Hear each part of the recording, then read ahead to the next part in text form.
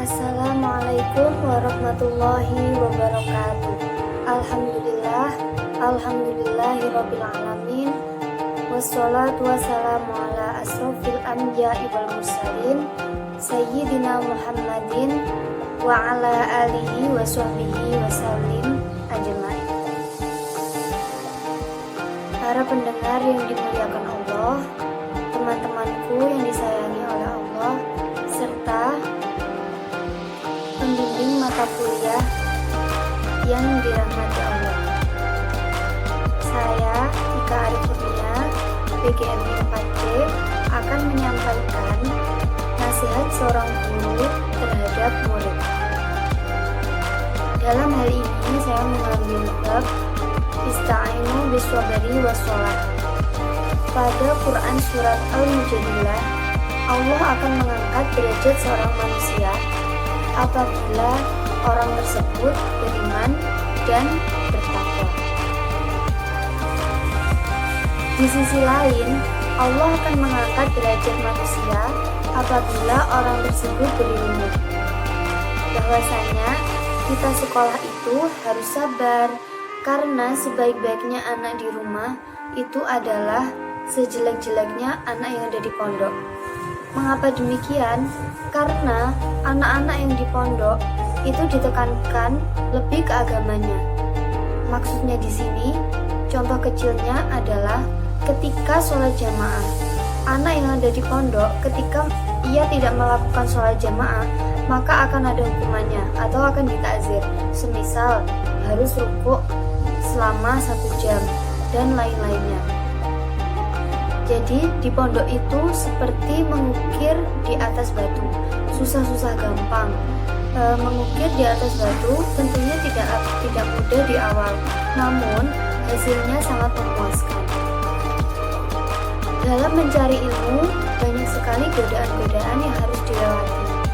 Jadi bagaimana kita harus selalu bersabar dan bertawakal serta bersyukur terhadap Allah Subhanahu wa Ta'ala. Sabar sendiri itu ada 4. 1. Sabar menjalankan ketaatan kepada Allah Subhanahu wa Ta'ala, atau wasbir ala ta'afillah.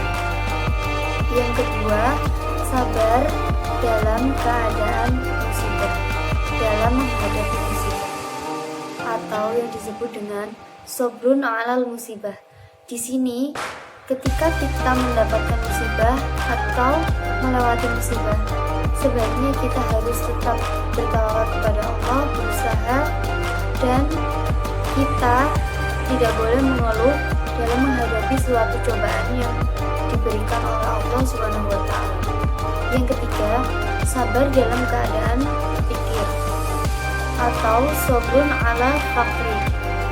Di sini merujuk pada kefakiran. Kita harus bersabar apabila kita dilanda musibah, yaitu kefakiran.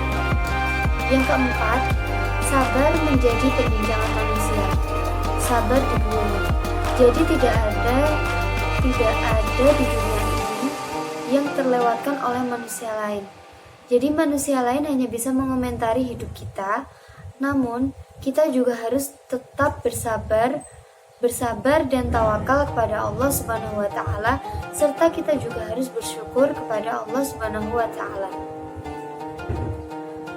Terpelesetnya kaki bisa diobati, namun terpelesetnya lisan tidak akan pernah bisa terobati.